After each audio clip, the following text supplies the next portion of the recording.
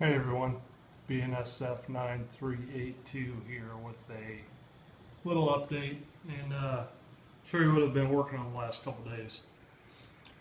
In this curve here, I had some issues with tracks were too close together, and I thought I had it set up right where the auto racks and my longer intermodal cars would go around this without hitting each other. But after a few hours of running trains and messing and looking at it, I realized that the cars were just barely rubbing, and so I started off with the track that was 2 inches on center, and I had to rip out this road bed and the track and expand the distance in between these lines here in this curve. So. The road bed I just glued down with Elmer's glue, regular strength Elmer's glue, and it holds it good enough, but it also peels up fairly easily, and I can just reattach it. So again, just time of wait for the glue to dry on the installation, but not overly difficult. But the big project I was working on was my lift up. I ripped out all the track and road bed on my lift up, and I replaced those turnouts with my double crossover. There was just way too much going on in this area. I wasn't happy with it. I had turnouts that were crossing over the lift up, so it added another sets of rails in here to splice together and line up. It worked okay, but it wasn't very neat, and with what little expansion and contraction we have here, humidity and things, it did affect it. So I ripped all that out. I used these cork sheets that I bought at the local hardware store, and laid cork sheets in there instead of using road bed. So so far so good. It's working real well. Obviously on the outer line, I have a crossover to get to the middle line, and then the middle line double crosses over with the most inside line, and then again there's another crossover here for the outer line. So far so good. I'm going to have to get a little inventive on getting my ground throws installed. They fit in here and they work okay if the trains are going straight. But if the train comes through the crossover, they have a tendency to hit these. So I'm going to have to extend this under the rail and put my other ground throws on the outer line here. Same thing here. I also added this Rerailer on the center of the three-way. I like having these Rerailers here. It seems this is where I spend a lot of time, and if I have to work on a locomotive or take it off the track or whatever, this is where I always seem to put them back on the track.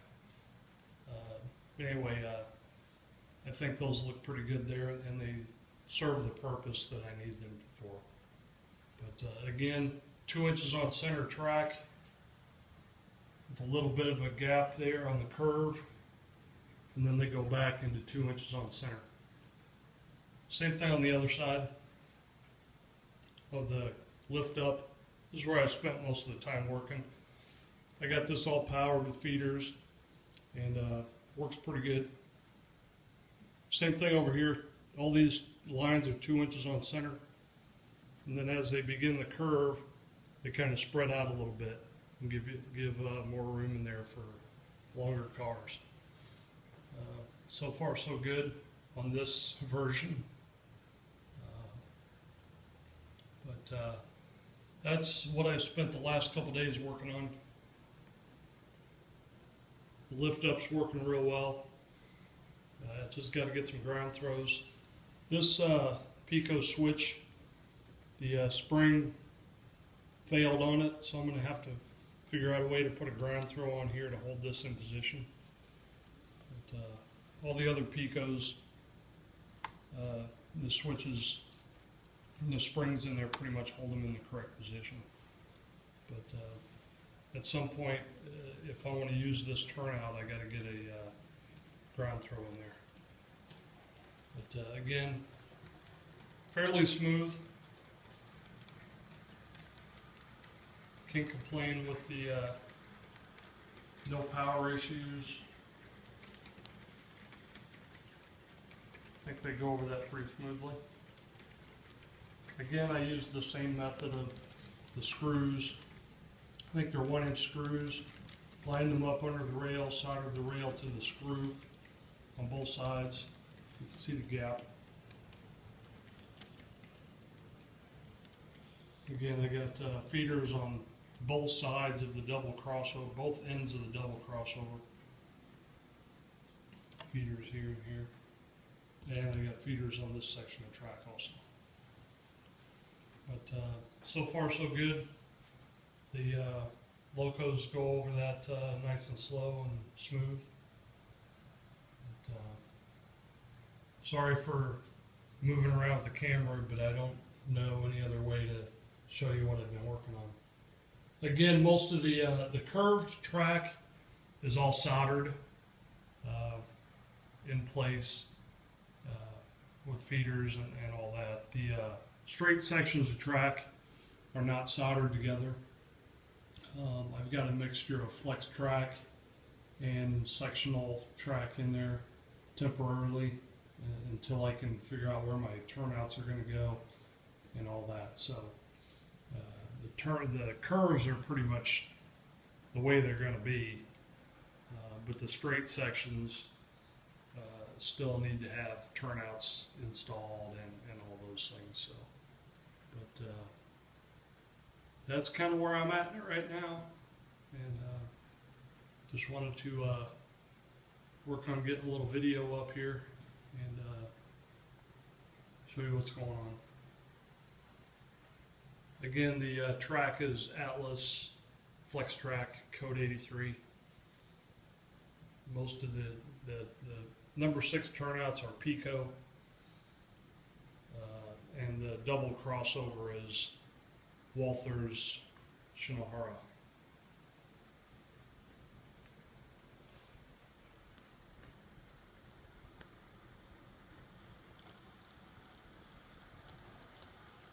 Again, I think it was David posted a video on weighing and adding weights to the cars. These yellow intermodal cars are very light. I've tried to tune them and adjust the trucks, but I've come to the realization that they're just too light and they bounce around a lot. So at some point I'm going to add some weight to the containers. I really don't see a way to add weight to the car itself, but we'll put some weight inside the containers. And this red Atlas intermodal car is really light. I've got to weight that thing down and make it ride a little better. But another thing on the to-do list. But that's what I've been working on, and I guess that's about it for now. We're pushing about 10 minutes, so questions, comments, let me know what your thoughts are on taking this line that goes into my refueling point, this outer line, and running that back into some type of yard. I had concerns about running full trains or cars through the fueling point, but I've got to do something with the space that I have.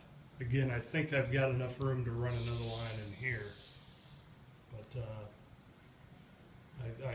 all of the cars that I have go through this outer turn, this curve, and they'll all fit through here. and go straight through the fueling point.